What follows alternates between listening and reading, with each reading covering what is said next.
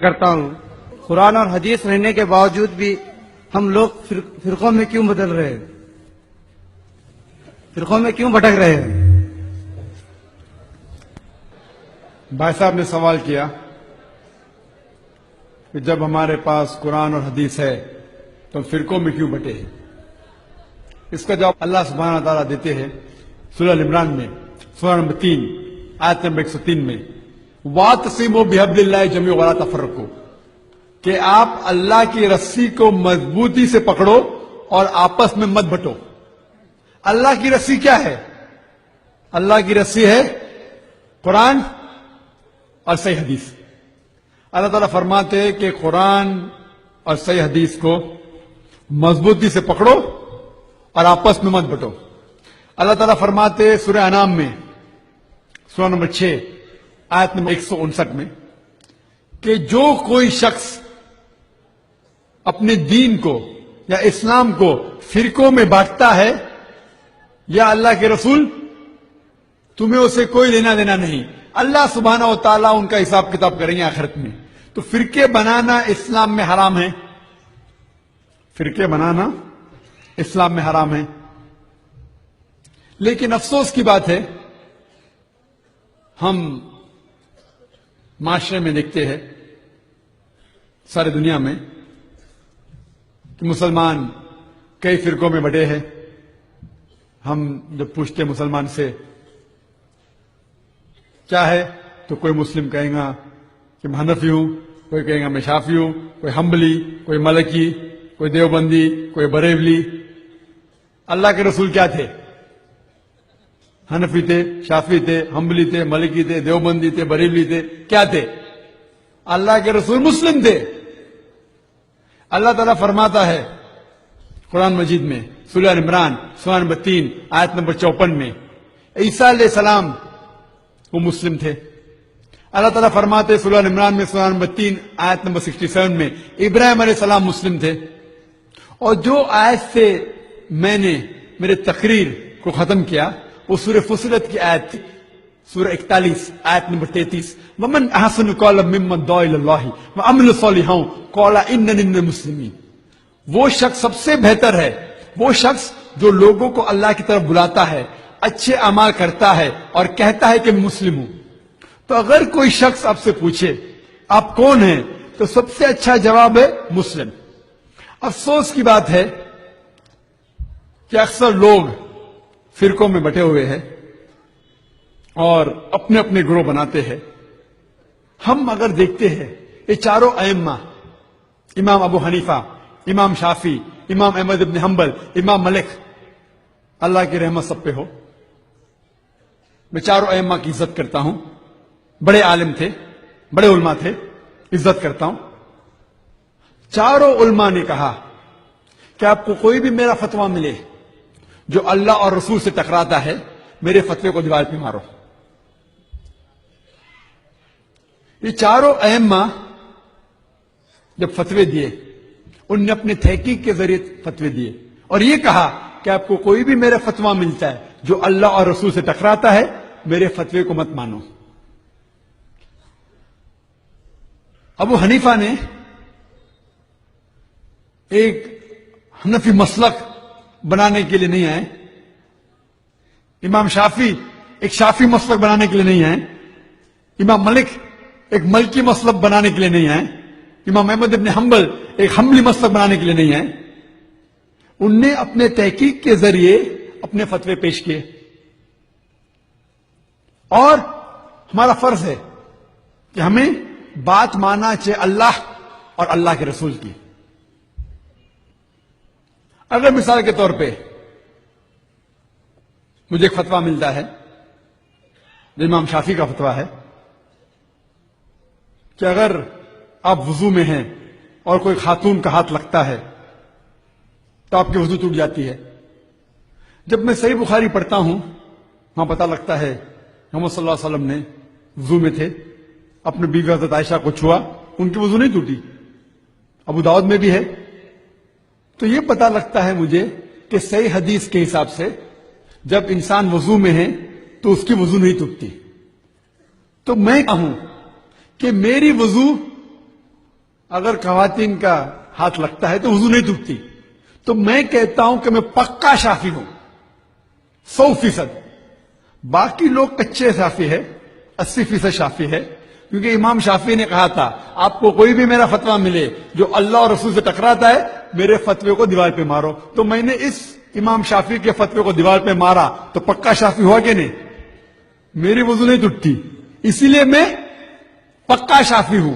جو عام لوگ اپنے آپ کو شافی کہتے وہ کچے ہیں 80% یا 70%. میں اپنے آپ کو پکا شافی کہتا ہوں. ابو حنیفہ نے کہا کہ نماز کے وقت سورہ فاتحہ کے آخر میں آمین زور کے بولنے کی ضرورت نہیں ہے. صحیح بخاری کی کئی حدیث ہے کہ آمین زور کا بولیے. کئی حدیث ہے آپ کا آمین اگر فرشتے کے آمین سے ملیں گا تو آپ کے گناہ معاف ہوں گی. تو میں آمین سورہ فاتحہ کے بعد زور سے بولتا ہوں. میں اپنے آپ کو پکا حنفی کہتا ہوں, کیونکہ ابو حنیفہ نے کہا تھا آپ کو کوئی بھی میرا فتویٰ ملے جو اللہ اور اللہ کے رسول سے ٹکراتا ہے میرے فتوے کو چھوڑو. میں ان کے فتوے کو چھوڑ دیا, پکا حنفی ہوں نا میں. تو عملی طور پہ میں پکا شافی ہوں, پکا حنبلی ہوں, پکا ملکی ہوں اور پکا حنبلی بھی ہوں. ہمیں اسلام کو فالو کرنے کے لیے چاہے دیوبند ہو, بریلوی ہو, کوئی بھی جماعت ہو, ہمیں دیکھنا چاہیے اللہ اور اللہ کے رسول کی تحقیق کرنا چاہیے. ہمیں اس میں تحقیق میں اگر ملتا ہے حق کی بات اس کے پر عمل کرنا چاہیے. لوگ اگر کہتے ہیں, کچھ لوگ کہتے ہیں کہ اہل حدیث ہے, مثال کے طور پہ جماعت اہل حدیث ہے. میں کہتا ہوں کہ میں سب حدیث پہ عمل نہیں کرتا ہوں, صرف صحیح حدیث پہ عمل کرتا ہوں. میں اپنے آپ کو اہل صحیح حدیث کہتا ہوں. حدیث ضعیف بھی ہے, موضوع بھی ہے, صحیح بھی ہے. میں جانتا ہوں کہ اہل حدیث بھی صحیح حدیث پہ عمل کرتے ہیں, لیکن اگر میں اپنے آپ کو کہوں گا تو میں کہوں گا میں اہل صحیح حدیث ہوں, کیونکہ میں پکا قرآن اور صحیح حدیث پہ عمل کرتا ہوں, ضعیف حدیث پہ نہیں, صحیح حدیث پہ عمل کرتا ہوں. اگر کوئی اپنے آپ کو کہنا چاہتا ہے, اللہ نے اپنے آپ کو کہا کہ اپنا لقب دو مسلم, تو اسی لیے لقب میں اپنے آپ کو صرف مسلم دیتا ہوں اور کون سا بھی نہیں. عملی طور پہ پکا حنفی ہوں, پکا شافی ہوں, پکا ملکی, پکا حنبلی, پکا اہل حدیث. لقب سے میں اپنے آپ کو مسلم کہتا ہوں, کیونکہ اللہ تعالیٰ فرماتے ہیں سورہ حج میں سورہ نمبر 22 آیت نمبر 78 میں اللہ تعالیٰ فرماتے ابراہیم علیہ السلام سے کہ ہم نے آپ کا نام رکھا مسلم. اس سے اچھا الفاظ ہے ہی نہیں. ہم آپس میں کیوں جھگڑا کر رہے, وہ حنفی, وہ شافی, وہ حنبلی, وہ مالکی, یہ دیوبندی, بریلوی, کیوں جھگڑا کس بات کا؟ ہمیں عمل کرنا چاہیے اللہ اور اللہ کے رسول پہ. کوئی بھی دنیا میں کوئی بھی شیخ ہو, کوئی بھی فتویٰ دے رہا ہوں, آپ اس سے پوچھئے قل ہاتوا برہانکم, آپ کا برہان پیش کرو. یہ قرآن کی آیت ہے سورہ بقرہ سورہ نمبر 2 آیت نمبر 111 میں. اگر ان کا برہان قرآن اور حدیث سے ملتا ہے اس شیخ کی بات مانو, نہیں ملتا ہے پھینک دو. میں جو کہتا ہوں اسلام میں ذاکر, جو اسلام میں کہتا ہے وہ زیرو ہے, زیرو, کوئی اہمیت نہیں رکھتا. اسی لیے میں جب بھی جواب دیتا ہوں قرآن اور حدیث کا حوالہ دیتا ہوں. میری اہمیت اسلام میں زیرو ہے, کچھ نہیں, سنیے, زیرو. اسی لیے میں جب بھی جواب دیتا ہوں قرآن اور حدیث کا حوالہ دیتا ہوں. اللہ جو کہتا ہے, اللہ کے رسول جو کہتے ہیں, صحابہ جو کہتے ہیں, اس کی اہمیت ہے. کوئی بھی عالم دنیا میں آج کی تاریخ میں کتنا بھی بڑا شیخ ہون دو, افسوس کی بات ہے لوگ فتوے دیتے لیکن حوالہ نہیں دیتے. ہم مسلمان کو صرف یہ پوچھنا چاہیے بھائی آپ کا ثبوت کیا ہے, پوچھو, حوالہ پوچھو. کچھ لوگ کہیں گے ارے مجھ سے حوالہ پوچھتے ہیں, شیطانی سوال.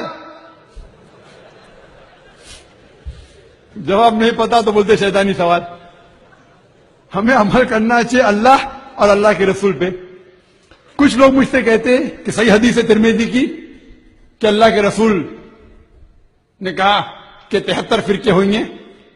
اللہ کے رسول نے کہا 73 فرقے ہوں گے, یہ نہیں کہا کہ 73 فرقے بناؤ. اللہ فرماتا ہے قرآن مجید میں, اللہ تعالیٰ فرماتے کہ فرقے بنانا حرام ہے, اللہ کے رسول جانتے ہیں کہ اللہ کہنے کے باوجود کہ فرقے بنانا حرام ہے، مسلمان بنانے والے، تو ان کی حدیث ہے کہ 73 فرقے ہو گئے، انہوں نے یہ نہ کہا کہ 73 فرقے بناؤ. اور جب صحابہ نے پوچھا کہ ایک ہی فرقہ صحیح راستے پہ ہوگا، جنت میں جائے گا، ہر کوئی مسلمان کہتا وہ میں ہوں. جب صحابہ نے اللہ کے رسول سے پوچھا کہ کون سا فرقہ جنت میں جائے گا، تو اللہ کے رسول نے کہا وہ جو قرآن اور حدیث پہ عمل کرتا ہے، جو میری بات اور صحابہ پہ عمل کرتا ہے، جو فرقے نہیں بناتا ہے. قرآن کہتا ہے فرقے بنانا حرام ہے، فرقہ بنائے مطلب غلط. آپ جب یہ کہے کہ صرف میری جماعت جنت میں جائیں گی، قرآن کے لفظ.